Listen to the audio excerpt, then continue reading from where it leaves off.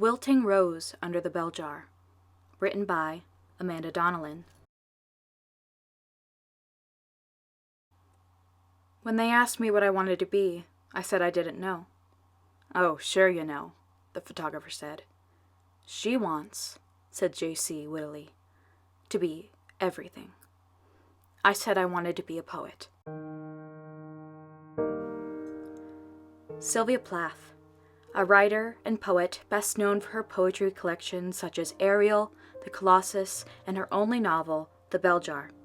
It is one of the most beautiful and disturbing pieces of literature to date.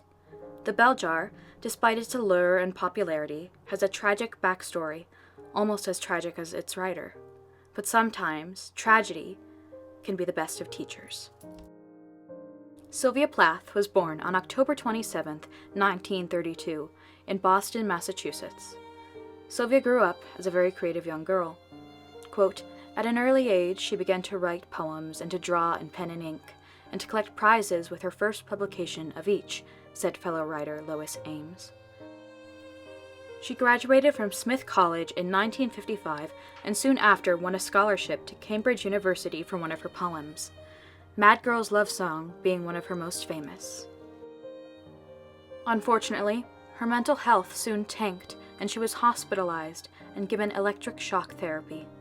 Quote, "A time of darkness and despair, disillusion, so black only as the inferno of the human mind can be, symbolic death and numb shock, then the painful agony of slow rebirth and psychic regeneration," Plath later wrote.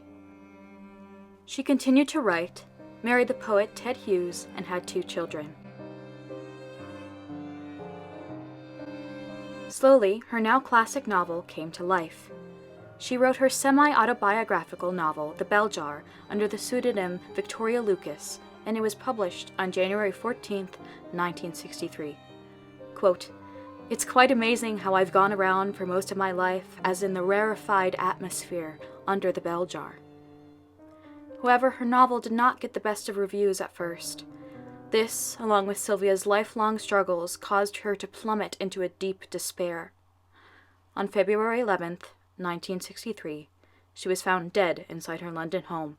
She had taken her own life. She was 30 years old. So often, people will just associate Sylvia with her untimely demise. However, it is important to remember the beautiful art she left behind. Yes, one should understand the artist's life and inspiration, no matter how difficult, but more importantly, one should not let that taint the art in any way. That being said, The Bell Jar was inspired by real events and people in Sylvia's life. She described it as depicting, quote, "the pressures of the fashion magazine world, which seems increasingly superficial and artificial. The return home to the dead summer world of a suburb of Boston. Here are the cracks in her, the heroine, Esther Greenwood's, nature, which has been held together, as it were, by the surrounding pressures of New York, widen and gape alarmingly. More and more her warped view of the world, her own vacuous domestic life, and that of her neighbors, seems the one right way of looking at things." She told a friend she thought of her novel as an, quote, "autobiographical apprentice work which I had to write in order to free myself of the past." This novel was a form of therapy for Sylvia. Plath's writing is astonishing and complex, while having a slightly unsettling tone, written in the most beautiful of ways. One of the most haunting quotes from the novel is the famous fig tree analogy. "I saw my life branching out before me like the green fig tree in the story. From the tip of every branch, like a fat purple fig, a wonderful future beckoned and winked. One fig was a husband and a happy home and children.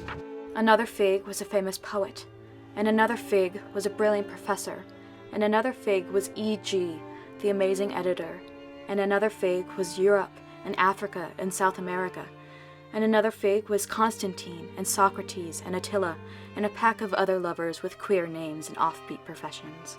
And another fig was an Olympic lady crew champion. And beyond and above all these figs were many more figs I couldn't quite make out. I saw myself sitting in the crotch of this fig tree, starving to death just because I couldn't make up my mind which of the figs I would choose. I wanted each and every one of them, but choosing one meant losing all the rest. And as I sat there, unable to decide, the figs began to wrinkle and go black, and one by one, they plopped to the ground at my feet. Dying is an art, like everything else. I do it exceptionally well. I do it so it feels like hell. I do it so it feels real. I guess you could say I've a call. And now I foam to wheat, a glitter of seas. The child's cry melts in the wall.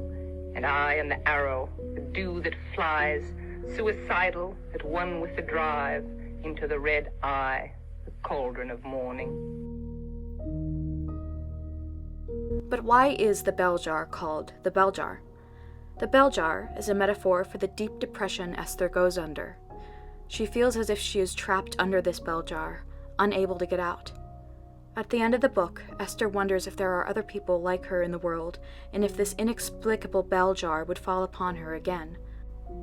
Quote, "I know someday, at college, in Europe, somewhere, anywhere, the bell jar, with its stifling distortions, wouldn't descend again." In Sylvia's words, she conveys the harsh realities of mental illness and the divide between the human mind and the body. The message of the novel becomes even more powerful and important after Sylvia's departure in real life. So, in the words of Esther Greenwood, to the person in the bell jar, black and stopped as a dead baby, the world itself is a bad dream. A bad dream. A bad dream. I am a bad dream. I am.